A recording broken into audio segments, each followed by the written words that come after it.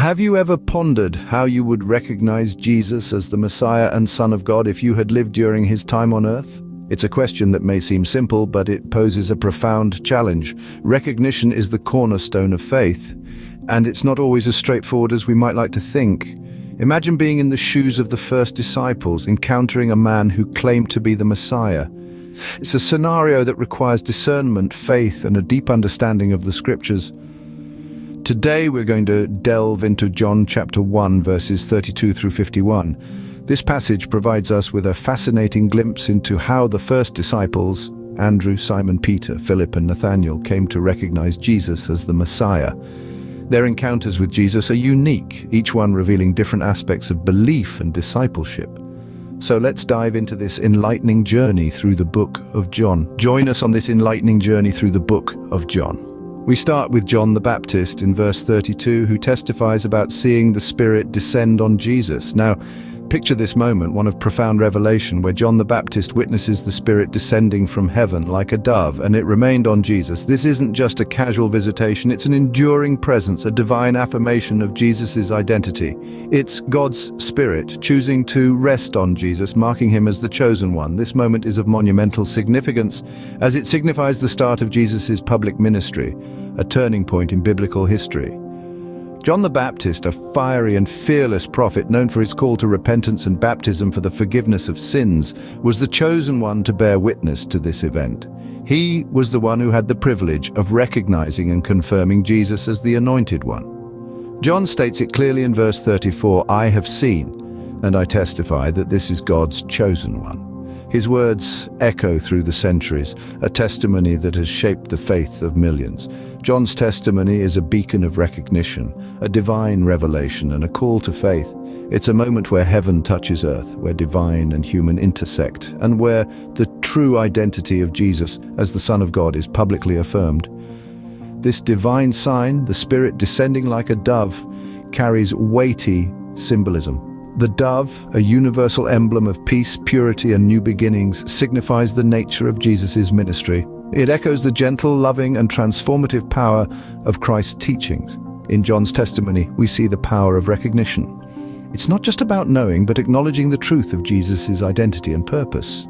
It's about embracing and proclaiming this truth boldly, as John did. John's testimony sets a precedent for us. It invites us to recognize Jesus for who he truly is, to embrace his teachings, and to carry forward the message of his love and salvation. Thus, John the Baptist bore witness that Jesus is the Son of God, setting a precedent for others to follow. And so the tale of recognition, belief, and discipleship unfolds, with John paving the way.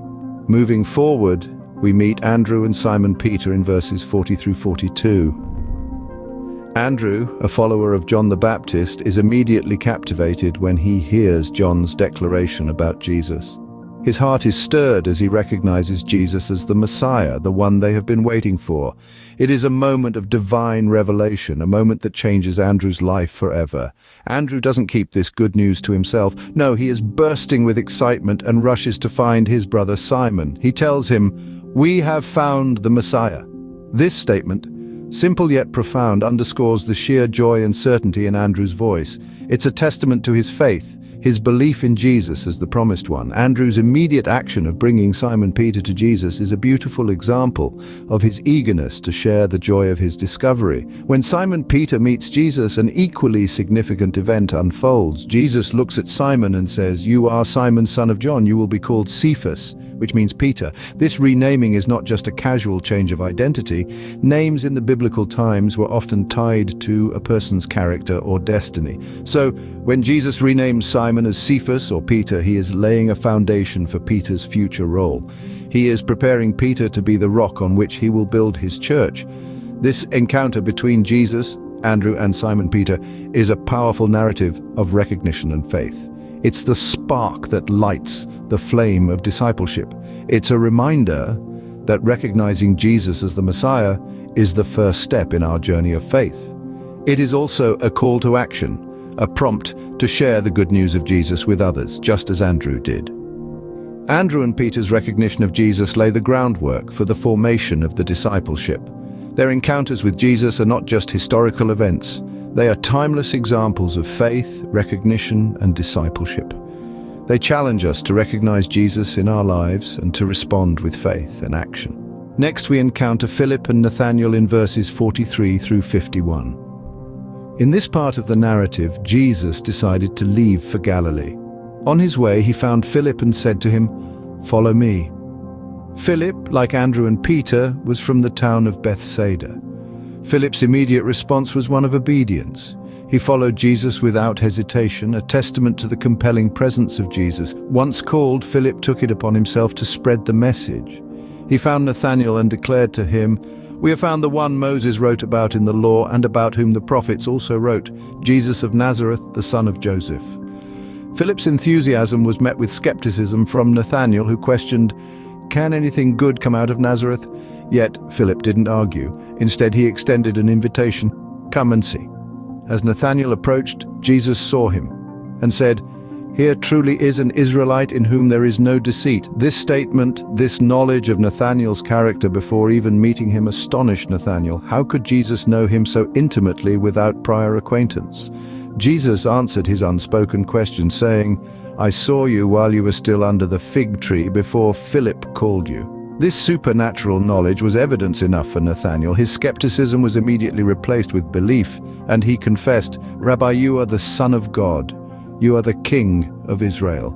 The story of Philip and Nathanael's calling is a powerful reminder that Jesus sees us for who we truly are, beyond the surface, beyond our doubts, and even beyond our own understanding.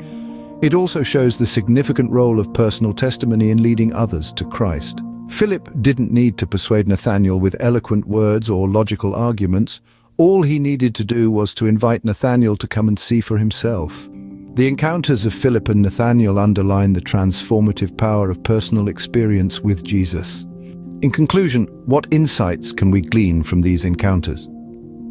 To understand the importance of these verses in John chapter 1, we must first delve into the key insights and interpretations.